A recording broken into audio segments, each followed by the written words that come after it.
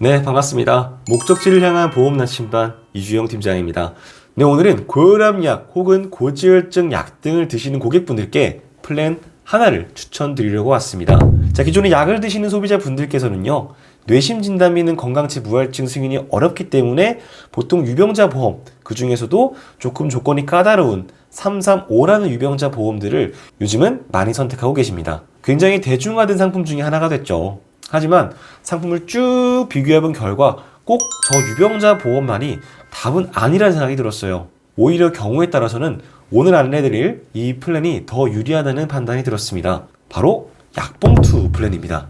자, 약봉투 플랜은요, 고혈압 혹은 고지혈증 등 약을 드셨을 때 약봉투나 처방전을 제출하게 됐을 때 건강체 보험에서 담보별로 일부 할증을 해서 승인해주는 플랜을 얘기합니다. 근데 문제는 약을 안 드시면 안 돼요. 약을 꼭 드시고 있어야 됩니다. 쉽게 말해 건강체에서 할증냈다고 보시면 됩니다. 당연히 연령이라던가 드시는 약의 종류, 질병 상황에 따라서요, 할증이 낮게 될 수도 있고 할증이 더 높게 될 수도 있고, 이거는 어느 정도 변수가 발생을 합니다. 그래서 모든 케이스에 적용하는 건 아니에요. 유리한 경우가 있고 아닌 경우가 있습니다. 그래서 오늘은요, 고혈압 약을 드시는 43세 남성분의 사례로 설명을 드려보려고 해요. 335 유병자 보험과 비교했을 때 약봉투 플랜이 어떠한 특장점이 있는지 한번 비교해 보도록 하겠습니다. 그럼 넘어가서요, 엑셀 파일로 수치 같은 거 비교 드리면서 이해 도와드리도록 해볼게요. 자, 43세 남성 기준 20년나 90세 만기 무해지환급형 플랜을 기준으로 A사의 유병자 플랜과 같은 A사의 약봉투 플랜을 비교합니다. 가장 크게 비교해볼 특약은요, 뇌랑 심장질환, 그리고 112대 수술비 플랜입니다. 자, 그리고 아래 보이는 저 회색깔은요, 제가 나중에 비교드리기 위해서 감춰놨습니다. 자, 우선 두 플랜을 비교하면 뇌 심장질환 진단비는 대체로 약봉투 플랜이 조금 더 저렴한 모습을 볼 수가 있어요. 뇌혈관 질환 같은 경우는 한 900원 정도, 허혈성 심장질환 진단비는 1000만원당 한 500원 정도로 정말 근소하게 더 저렴하네요. 거기다가 수술비의 경우도 거의 근소한 차이로 약봉투 플랜이 저렴하다는 것을 볼 수가 있습니다. 전체적으로 가입 금액당 보험료는 고혈압 약만 드셨을 때 약봉투 플랜이 더 낫다고 판단되고 있습니다. 그래서 첫 번째 비교 같은 경우는 주요 진단비 및 수술비, 가입 금액당 보험료를 봤을 때 이 부분은 약봉투 플랜의 승리라고 말씀을 드릴게요.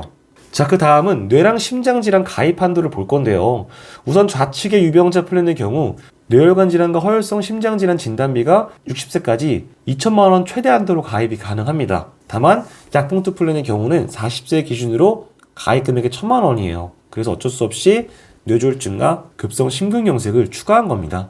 이 부분은 유병자 보험이 더 낫다고 판단됩니다. 세 번째는 연계담보인데, 유병자 보험은요, 기본 계약이 일반 상해 사망 100만원입니다. 별다른 연계담보는 없어요. 일반 사망 100만원만 구성하면 설계 가능한데, 반면에 약봉투 플랜 같은 경우는 보시면 노란색 표시가 있습니다. 상해 중환자실 입원 일당을 20만원 더 넣어야 설계가 가능합니다. 물론 진단비당 보험료가 약봉투 플랜이 조금 더 괜찮다 판단이 되지만 여기서 불필요한 보험료가 높아질 수 있으니, 세 번째 간편한 연계담보인가 기본담보인가에서는 유병자 플랜이 더 낫다고 판단됩니다. 자, 마지막으로 중요한 네 번째 비교가 남았는데요, 저 감춰둔 특약입니다. 바로 혈전용해 치료비 특약인데요, 이게 유병자 보험에서는 보기가 어렵습니다. 하지만 약봉투 플랜에서는요, 무려 1000만원까지 가입이 가능한 특약이세요. 보통 타회사 건강체 플랜에서도 보통 가입 한도가 한 200만원, 300만원 정도만 보였는데 해당 플랜에서는 1000만원까지 가입이 가능해졌습니다. 만약 뇌경색이나 심근경색으로 혈전용해 치료하는 경우에 1000만원을 지급받는 거죠. 뇌경색 같은 경우는 수술을 안 하시고 혈전용해 치료만 하시는 분들도